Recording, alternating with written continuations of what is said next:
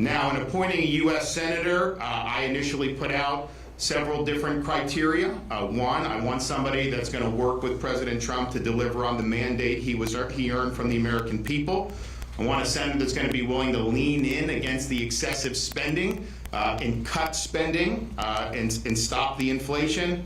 I want somebody that understands that the federal bureaucracy is run amok and it must be held to account, and we need 3 branches of government, not 4 branches of government.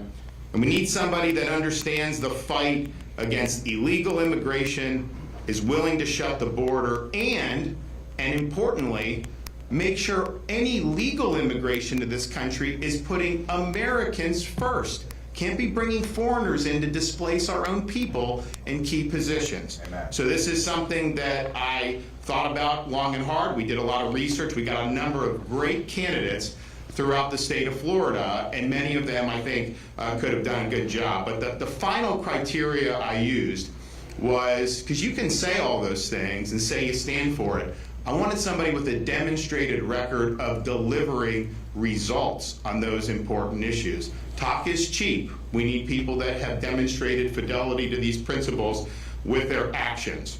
So that is why today I'm proud to announce that I'm selecting our Attorney General, Ashley Moody, to serve as our next U.S. Senator.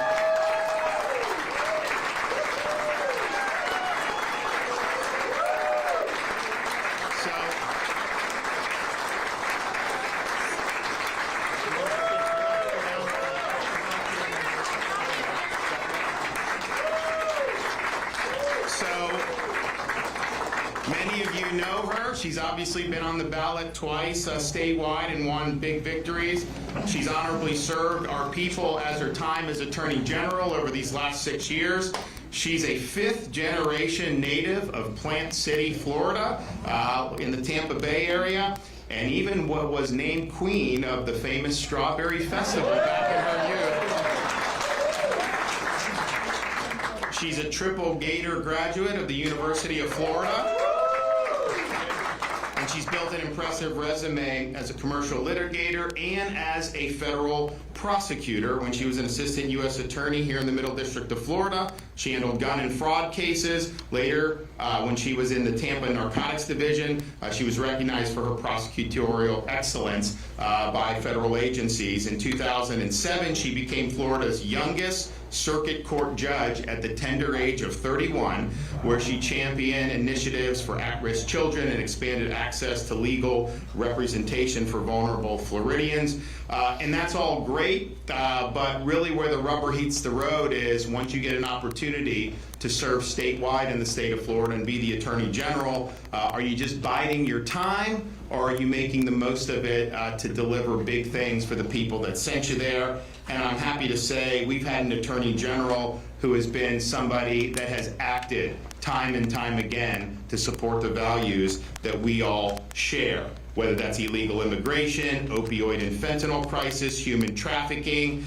She has stood strong time and time again. Most recently, in this past year, filing lawsuits and joining lawsuits to take on the weaponization of law enforcement that targeted then candidate Donald Trump. She took on Jack Smith for his politically motivated persecution of the former president, fought back against the rogue Attorney General of New York for her politicizing justice, led the Florida investigation into the second Trump assassination attempt in Palm Beach, even as the federal government continues to try to block her efforts. She's been a national leader in fighting the Biden administration on many different fronts, including on immigration. She's not only filed more than a dozen separate lawsuits, but she's actually won against Biden with his reckless border policies. She's demanded appropriately the impeachment of Alexander Mayorkas and the designation of Mexican drug cartels as foreign terrorist organizations. In her role as AG, she has stood strong for law and order. She believes in putting criminals in jail, not releasing them back onto the street where they will offend again. She does not support soft on crime leftist prosecutors. In fact, we have removed prosecutors here in the state of Florida, and she has stood with us every step of the way, and we have won those lawsuits as a result of her efforts.